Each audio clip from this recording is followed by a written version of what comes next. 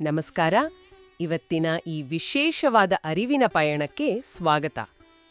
ನಾವಿವತ್ತು ಅಂದ್ರೆ ಸಾವಿರಾರು ವರ್ಷಗಳಿಂದ ನಮ್ಮ ಸಂಸ್ಕೃತಿ ಕಾಪಾಡ್ಕೊಂಡು ಬಂದಿರೋ, ಆದ್ರೆ ನಾವೆಲ್ಲರೂ ಸ್ವಲ್ಪ ಮರ್ತುಬಿಟ್ಟಿರೋ ಜ್ಞಾನದ ರಹಸ್ಯಗಳ ಬಗ್ಗೆ ಚರ್ಚೆ ಮಾಡ್ತಿದ್ದೀವಿ. ಹೌದು, ಖಂಡಿತ.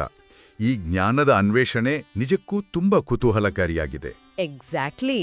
ಇವತ್ತು ನಮ್ಮ ಮುಂದಿರೋ ಮೂಲಪಠ್ಯ ಅನಿನಾ ಲೈಟ್ 333 ಸರಣಿಯ ದಶಾವತಾರ ದೈವಿಕ ಪ್ರಜ್ಞೆಯ ವಿಕಾಸ ಅನ್ನೋ ಅದ್ಭುತವಾದ ಟಿಪ್ಪಣಿಗಳು. ಈ ಟಿಪ್ಪಣಿಗಳು ನಾವು ಚಿಕ್ಕಂದಿನಿಂದ ಕೇಳಿರೋ ಕಥೆಗಳನ್ನ ನೋಡೋ ದೃಷ್ಟಿಕೋನವೇ ಬದಲಾಯಿಸುತ್ತೆ. ಕರೆಕ್ಟ್. ಭಗವಂತ ಬರ್ತಾನೆ, ಯಾವುದೋ ರೂಪ ತಗೋತಾನೆ, ರಾಕ್ಷಸರನ್ನ ಕೊಲ್ತಾನೆ ಅಂತ ನಾವು ಅನ್ಕೊಂಡಿದೀವಿ. ಆದ್ರೆ ನಮ್ಮ ಇವತ್ತಿನ ಅನ್ವೇಷಣೆಯ ಗುರಿ ಇವೆಲ್ಲ ಬರೀ ಕಾಲ್ಪನಿಕ ಕಥೆಗಳ ಅಥವಾ ಇದರ ಹಿಂದೆ ಇಡೀ ಮನುಕುಲದ ಜೈವಿಕ ವಿಕಾಸದ ಅಂದ್ರೆ ಎವ್ಲ್ಯೂಷನ್ನ ಮಹಾನ್ ಸೈನ್ಸ್ ಅಡಡಿದೆಯಾ ಅಂತ ಅರ್ಥ ಮಾಡ್ಕೊಳ್ಳೋದು. 100% ಸರಿ. ಈ ಮೂಲಗಳನ್ನ ಸ್ವಲ್ಪ ಆಳವಾಗಿ ನೋಡಿದಾಗ ನಮಗೆ ಸ್ಪಷ್ಟವಾಗಿ ಅರ್ಥ ಆಗೋ ವಿಷಯ ಏನಂದ್ರೆ, ಈ ಪ್ರಾಚೀನ ಜ್ಞಾನ ಬರೀ ದೇವರ ಕೋಣೆಗೆ ಅಥವಾ ಯಾವುದೋ ಅಂಧಭಕ್ತಿಗೆ ಸೀಮಿತ ಆಗಿದ್ದಲ್ಲ. ಓಕೆ, ಇದು ನಮ್ಮ ದೈನಂದಿನ ಬದುಕಿನಲ್ಲಿ ನಮ್ಮ ಕಾನ್ಷಿಯಸ್ನೆಸ್ ಹೇಗೆ ಡೆವಲಪ್ ಆಗುತ್ತೆ ಅನ್ನೋದರ ಒಂದು ಮ್ಯಾಪ್. ಇದರ ಆಳದಲ್ಲಿ ಅಡಗಿರೋ ವಿಜ್ಞಾನ ಅರ್ಥ ಆದಾಗ ಲೈಫನ್ನು ನೋಡೋ ನಮ್ಮ ರೀತಿ ಕಂಪ್ಲೀಟಾಗಿ ಬದಲಾಗುತ್ತೆ. ನನಗೆ ಈ ನೋಟ್ಸ್ ಓದುವಾಗ ಆಶ್ಚರ್ಯ ಆಗಿದ್ದೆ ಈ ಋಷಿಮುನಿಗಳ ವಿಚಾರದಲ್ಲಿ. ಅಂದ್ರೆ ನಾವು ದಿನಾ ಹೇಳೋ ಮಂತ್ರಗಳು, ಸ್ತೋತ್ರಗಳು ಯಾರೋ ಸುಮ್ನೆ ಕೂತು ಬರ್ದ ಕಥೆಗಳಲ್ಲ. ಇದರ ಹಿಂದೆ ಸಾವಿರಾರು ವರ್ಷಗಳ ಅಂತರಂಗದ ಸಾಧನೆ ಇದೆ ಅಂತ ಪಠ್ಯದಲ್ಲಿ ಹೇಳ್ತಾರೆ. ಹೌದು.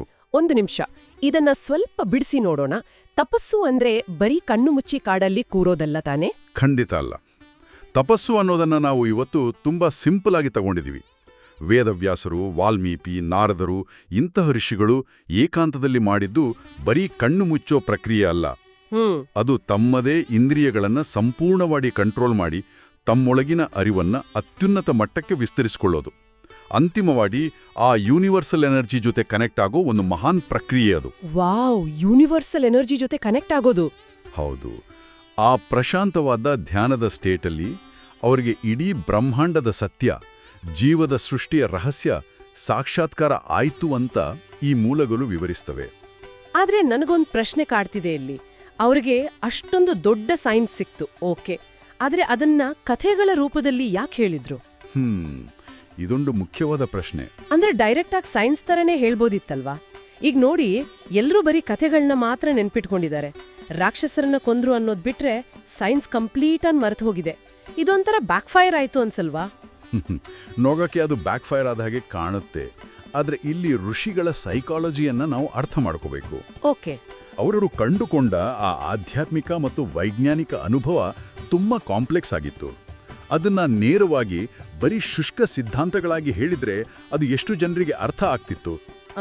ಬಹುಶಃ ಸಾಮಾನ್ಯ ಜನರಿಗೆ ಅರ್ಥ ಆಗ್ತಿರ್ಲಿಲ್ಲ. ಹಾಗಾಗಿಯೇ ಅವರು ಆ ಜ್ಞಾನವನ್ನ ಆಕರ್ಷಕವಾದ ಕಥೆಗಳ ರೂಪಕ್ಕೆ ಇಳಿಸಿದರು. ಕಥೆಗಳು ಜನರ ಮನಸ್ಸಿನಲ್ಲಿ ಬೇರೂರ್ತವೆ, ತಲೆಮಾರುಗಳಿಂದ ತಲೆಮಾರುಗಳಿಗೆ ಈಸಿಯಾಗಿ ಪಾಸ್ ಆಗ್ತವೆ. ಓ, ಅಂದ್ರೆ ಕಥೆ ಎಂದೋದು ಜ್ಞಾನವನ್ನ ಸೇಫ್ ಆಗಿ ಕ್ಯಾರಿ ಮಾಡೋ ಒಂದು ವೆಹಿಕಲ್ ಇದ್ದಾಗೆ. ಹೌದು. ಜೊತೆಗೆ ಈ ಪಠ್ಯದಲ್ಲಿ ಕಲಿಯುಗದ ಸಂದರ್ಭದ ಬಗ್ಗೆ ಒಂದು ಇಂಟ್ರೆಸ್ಟಿಂಗ್ ಪಾಯಿಂಟ್ ಇದೆ. ಆಧುನಿಕ ಮನುಷ್ಯ ಕೇವಲ ಶುಷ್ಕವಾದ ಲಾಜಿಕ್ಗೆ ಮಾತ್ರ ಅಂಟ್ಕೊಳ್ಬಾರ್ದು ಅನ್ನೋ ಎಚ್ಚರಿಕೆ ಇದರಲ್ಲಿದೆ. ಕೇವಲ ಲಾಜಿಕ್? ಹೌದು. ಕೇವಲ ಲಾಜಿಕ್ ಇಂದ ಬದುಕು ತುಂಬಾ ಮೆಕ್ಯಾನಿಕಲ್ ಆಗುತ್ತೆ. ಹಾಗಾಗಿ ಮಾನವನ ಬದುಕಿನಲ್ಲಿ ತರ್ಕದ ಜೊತೆಗೆ ಭಕ್ತಿ ಮತ್ತು ಜ್ಞಾನದ ದೀಪ ಕೂಡ ಬೆಳಗಬೇಕು ಅನ್ನೋದು ಅವರ ಉದ್ದೇಶ. ಕರೆಕ್ಟ್. ತರ್ಕ ನಮ್ಮನ್ನ ಬರೀ ಪ್ರಶ್ನೆಗಳ ಸುಳಿಯಲ್ಲಿ ಸಿಲುಕಿಸುತ್ತೆ. ಅವರ ಅನುಭವ ಮತ್ತು ಭಕ್ತಿ ನಮ್ಗೆ ನೆಮ್ಮದಿ ಕೊಡುತ್ತೆ. ಇದು ಅವರು ಮುಂದಿನ ಜನಾಂಗಕ್ಕಾಗಿ ಕೊಟ್ಟ ಅತಿ ದೊಡ್ಡ ಸ್ವ ಅನುಭವದ ದಾನ. That make sense. ಈಗ ನಾವು ದಶಾವತಾರದ ಅಸಲಿ ವಿಚಾರಕ್ಕೆ ಬರೋಣ. ಇಲ್ಲಿ ವಿಷಯ ನಿಜಕ್ಕೂ ಕುತೂಹಲಕಾರಿಯಾಗ್ತಾ ಇದೆ. ಖಂಡಿತ. ನಾವೆಲ್ಲ ಅನ್ಕೊಂಡಿರೋ ಹಾಗೆ ಭಗವಂತ ಭೂಮಿಗೆ ಬಂದು ಬರೀ ರಾಕ್ಷಸರನ್ನ ಸಂಹಾರ ಮಾಡ್ತಾನೆ ಅನ್ನೋದು ಮೇಲ್ನೋಟದ ಕಥೆ. ಆದ್ರೆ ಈ ನೋಟ್ಸ್ ಪ್ರಕಾರ ಇದು ಅಕ್ಷರಶಃ ಜೀವ ವಿಕಾಸದ ಹಂತಗಳು. ನಾವು ಓದೋ ಡಾರ್ವಿನ್ ಥಿಯರಿಗೂ ಇದಕ್ಕೂ ಲಿಂಕ್ ಇದೆಯಾ? ಹೌದು, ಲಿಂಕ್ ಇದೆ. ಈ ವಿಕಾಸದ ಹಂತಗಳನ್ನ ಮೂಲ ಪಠ್ಯದಲ್ಲಿ ತುಂಬಾ ಸಿಸ್ಟಮ್ಯಾಟಿಕ್ ಆಗಿ ವಿವರಿಸಲಾಗಿದೆ. ಜೀವಶಾಸ್ತ್ರದ ಪ್ರಕಾರ ಜೀವದ ಉಗಮ ಮೊದಲು ನೀರಿನಲ್ಲೇ ಆಯ್ತು ಅಂತ ನಾವು ಓದಿದ್ದೀವಲ್ವಾ? ಹೌದು. ದಶಾವತಾರದ ಮೊದಲನೇ ಹಂತ ಯಾವುದು? ಮತ್ಸ್ಯಾವತಾರ. ಅಂದ್ರೆ ಜಲಚರ, ಕೇವಲ ನೀರಿನಲ್ಲಿ ಮಾತ್ರ ಬದುಕಬಲ್ಲ ಒಂದು ಮೀನಿನ ರೂಪ. ಇದು ಜೀವದ ಮೊದಲನೇ ಎವಲ್ಯೂಷನರಿ ಸ್ಟೆಪ್ ಅನ್ನ ಸಂಕೇತಿಸುತ್ತೆ. ಮಾಡರ್ನ್ ಸೈನ್ಸ್ ಕೂಡ ಇದನ್ನೇ ಹೇಳುತ್ತೆ. ಸಮುದ್ರದ ಆಳದಲ್ಲಿ ಮೊದಲ ಜೀವ ಹುಟ್ಟಿತು ಅಂತ. ಆಮೇಲೆ ನೀರಿನಿಂದ ಹೊರಬರೋ ಪ್ರಕ್ರಿಯೆ ಎರಡನೇದು ಕೂರ್ಮಾವತಾರ. ಪರ್ಫೆಕ್ಟ್. ಕೂರ್ಮ ಅಂದ್ರೆ ಆಮೆ. ಇದು ಉಭಯವಾಸಿ ಅಂದ್ರೆ ಆಂಫಿಬಿಯನ್. ನೀರಿನಲ್ಲೂ ಇರಬಲ್ಲದು, ಭೂಮಿಯ ಮೇಲೂ ಉಸಿರಾಡಬಲ್ಲದು. ಅಂದ್ರೆ ಜೀವ ಜಲಚರನಿಂದ ಭೂಚರನಾಗುವ ಕಡೆಗೆ ಇಟ್ಟ ಹೆಜ್ಜೆ ಇದು. ಹೌದು. ತದನಂತರ ಬರೋದು ವರಾಹ ಅವತಾರ. ವರಾಹ ಅಂದ್ರೆ ಹಂದಿ. ಇದು ಸಂಪೂರ್ಣವಾಗಿ ಭೂಮಿಯ ಮೇಲೆ ಬದುಕುವ, ಆದ್ರೆ ಇನ್ನೂ ಕಾಡು ಮತ್ತು ಮೃಗೀಯ ಸ್ವಭಾವವನ್ನೇ ಹೊಂದಿರುವ ಜೀವಿ. ಕೋಕೆ ಶುರು ಮಾಡ್ತು, ಆದ್ರೆ ಇನ್ನಿಂದ ಮನುಷ್ಯನಾಗೋ ಪ್ರಕ್ರಿಯೆ ಶುರುವಾಗೋದು ನರಸಿಂಹಾವತಾರದಿಂದ ಅಲ್ವಾ? ಹೌದು. ಅರ್ಧ ಮನುಷ್ಯ ಅರ್ಧ ಮೃಗ. ಇದನ್ನ ಕೇಳಿದಾಗ ನನ್ಗೆ ಎವಲ್ಯೂಷನ್ ಅಲ್ಲಿ ನಾವು ಕರೆಯೋ ಮಿಸ್ಸಿಂಗ್ ಲಿಂಕ್ ನೆನ್ಪಾಯ್ತು. ನೀವ್ ಹೇಳಿದ್ದು 100% ಸರಿ. ನರಸಿಂಹಾವತಾರ ಅನ್ನೋದು ಮೃಗದಿಂದ ಮಾನವನ ಕಡೆಗಿನ ಪರಿವರ್ತನೆಯ ಅತ್ಯಂತ ಮಹತ್ವದ ಘಟ್ಟ.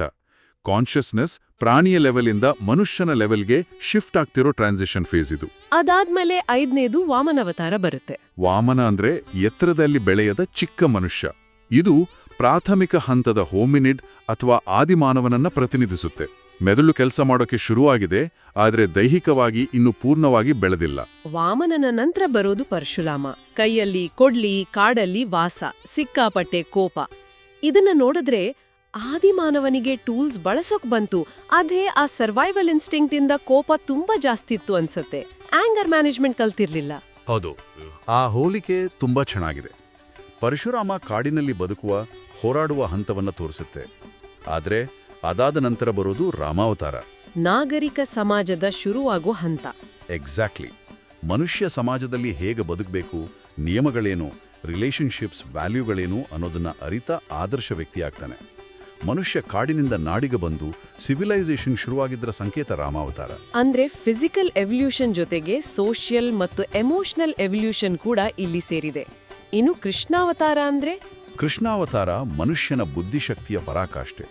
ರಾಜತಾಂತ್ರಿಕತೆ, ಕಾಂಪ್ಲೆಕ್ಸ್ ಆದ ಸಮಸ್ಯೆಗಳನ್ನು ಹ್ಯಾಂಡಲ್ ಮಾಡೋ ರೀತಿ ಮತ್ತು ಅಂತಿಮವಾಗಿ ಮನುಷ್ಯನಿಂದ ಅತಿ ಮಾನುಷ ದೈವತ್ವಕ್ಕೆ ಏರುವ ಹಂತವನ್ನ ಇದು ತೋರಿಸುತ್ತೆ. ಹೀಗೆ ಜಲಚರದಿಂದ ಶುರುವಾಗಿ ಮೃಗವಾಗಿ ಮನುಷ್ಯನಾಗಿ ದೈವತ್ವಕ್ಕೆ ಏರುವ ಸಂಪೂರ್ಣ ಮ್ಯಾಪ್ ಅನ್ನ ಈ ದಶಾವತಾರಗಳು ನಮ್ಮ ಕಣ್ಣ ಮುಂದೆ ಬಿಡಿಸಿಡ್ತವೆ. ಇದನ್ನೆಲ್ಲ ಕೇಳ್ತಿದ್ರೆ ನಿಜಕ್ಕೂ ಬೆರಗಾಗುತ್ತೆ. ಖಂಡಿತ. ಸಾವಿರಾರು ವರ್ಷಗಳ ಹಿಂದೆ ಯಾವ ಮೈಕ್ರೋಸ್ಕೋಪ್ ಇರ್ಲಿಲ್ಲ, ಲ್ಯಾಬೋರೇಟರಿ ಇರ್ಲಿಲ್ಲ. ಆದ್ರೂ ತಮ್ಮ ಕೇವಲ ಯೋಗ ದೃಷ್ಟಿಯಿಂದ ಸೃಷ್ಟಿಯ ಈ ಮಹಾನ್ ವಿಕಾಸವನ್ನ ಋಷಿಮುನಿಗಳು ಎಷ್ಟು ಪರ್ಫೆಕ್ಟ್ ಆಗಿ ಕಂಡುಕೊಂಡ್ರು. ಹೌದು, ಅದೊಂದು ಅದ್ಭುತವಾದ ಸಾಧನೆ. ಹಾಗಾದ್ರೆ ಇವೆಲ್ಲದರ ಅರ್ಥವೇನು? ಈ ಟಿಪ್ಪಣಿಗಳಲ್ಲಿ ಈ ಜ್ಞಾನವನ್ನ ಅವರು ಪಾಸ್ ಮಾಡೋಕೆ ಬಳಸಿದ ವಿಶಿಷ್ಟ ವಿಧಾನಗಳ ಬಗ್ಗೆ ಒಂದು ಬ್ರೇಕ್ ಡೌನ್ ಇದೆ.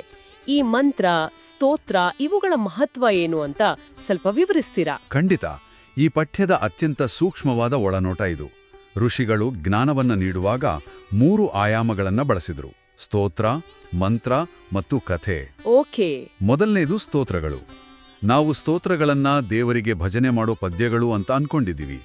ಆದರೆ ಪಠ್ಯದ ಪ್ರಕಾರ ಅವು ನಮ್ಮ ದೇಹ ಮತ್ತು ನರ್ವಸ್ ಸಿಸ್ಟಮ್ ಮೇಲೆ ಪ್ರಭಾವ ಬೀರುವ ಕಂಪನಗಳು ಅಥವಾ ವೈಬ್ರೇಷನ್ಸ್. ನಾವು ಒಂದು ನಿರ್ದಿಷ್ಟ ಸ್ತೋತ್ರವನ್ನ ಉಚ್ಚರಿಸಿದಾಗ ಆ ಶಬ್ದ ತರಂಗಗಳು ನಮ್ಮ ಮೈಂಡ್ ಅನ್ನ ಶಾಂತಗೊಳಿಸುತ್ತವೆ. ಅಂದ್ರೆ ಆ ಕಾಲದಲ್ಲೇ ಅವರು ಸೌಂಡ್ ಎಂಜಿನಿಯರಿಂಗ್ ಶಬ್ದ ವಿಜ್ಞಾನವನ್ನ ಕರಗತ ಮಾಡ್ಕೊಂಡಿದ್ರು.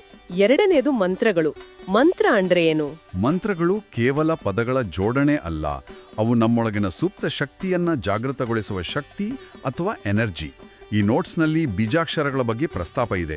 ಬೀಜಾಕ್ಷರ ಅಂದ್ರೇನು ಗೊತ್ತಾ? ಬೀಜಾಕ್ಷರ ಅಂದ್ರೆ ಇವತ್ತಿನ ಭಾಷೆಯಲ್ಲಿ ಹೇಳ್ಬೇಕಂದ್ರೆ ಅದೊಂದು ಜಿಪ್ ಫೈಲ್ ಇದ್ದ ಹಾಗೆ ಅಲ್ವಾ? ಒಂದು ಚಿಕ್ಕ ಅಕ್ಷರದೊಳಗೆ ದೊಡ್ಡ ಶಕ್ತಿಯನ್ನ ಕಂಪ್ರೆಸ್ ಮಾಡಿಟ್ಟಿರ್ತಾರೆ. ನಾವು ಮಂತ್ರ ಪಠಿಸಿದಾಗ ಆ ಜಿಪ್ ಫೈಲ್ ಎಕ್ಸ್ಟ್ರಾಕ್ಟ್ ಆಗುತ್ತೆ, ಎನರ್ಜಿ ರಿಲೀಸ್ ಆಗುತ್ತೆ. ಕರೆಕ್ಟಾ? ಬ್ರಿಲಿಯಂಟ್. ಹೌದು, ಎಕ್ಸಾಕ್ಟ್ ಆಗಿ ಅದೇ ಪ್ರೊಸೆಸ್.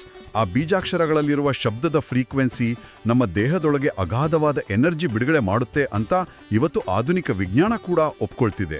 ಇನ್ನು ಮೂರನೇದು ಕಥೆಗಳು. ಹೌದು, ಸ್ತೋತ್ರದ ವೈಬ್ರೇಷನ್ ಇಂದ ಮೈಂಡ್ ಕ್ಲಿಯರ್ ಆಯ್ತು, ಮಂತ್ರದ ಎನರ್ಜಿಯಿಂದ ಶಕ್ತಿ ಬಂತು. ಆಮೇಲೆ ಆ ಶಕ್ತಿಯನ್ನ ಎಲ್ಲಿ ಬಳಸಬೇಕು ಅದಕ್ಕೊಂದು ಮಾರ್ಗದರ್ಶನ ಬೇಕಲ್ವಾ? ಅದನ್ನೇ ಈ ಕಥೆಗಳು ನೀತಿ ಅಥವಾ ಮಾರಲ್ಸ್ ರೂಪದಲ್ಲಿ ಕೊಡ್ತವೆ. ಕಂಪನ, ಶಕ್ತಿ ಮತ್ತು ನೀತಿ, ಈ ಮೂರರ ಕಾಂಬಿನೇಷನ್ ನಿಜಕ್ಕೂ ಅದ್ಭುತ. ಇದನ್ನ ಕೇಳ್ತಿದ್ರೆ ನನ್ಗೇನನ್ಸುತ್ತೆ ಅಂದ್ರೆ ಇದು ಇವತ್ತಿನ ಕಾಲಕ್ಕೆ ಎಷ್ಟು ರೆಲೆವೆಂಟ್ ಅಲ್ವಾ? ಖಂಡಿತವಾಗಿಯೂ. ನಾವೆಲ್ಲರೂ ಇವತ್ತು ನಿರಂತರವಾಗಿ ಸ್ಕ್ರೀನ್ ನೋಡ್ತಾ ಡೂಮ್ ಸ್ಕ್ರೋಲಿಂಗ್ ಮಾಡ್ತಾ ಕೂತಿರ್ತೀವಿ. ನಮ್ ಮೆಂಟಲ್ ಸ್ಟ್ರೆಸ್ ಜಾಸ್ತಿ ಆಗ್ತಿದೆ.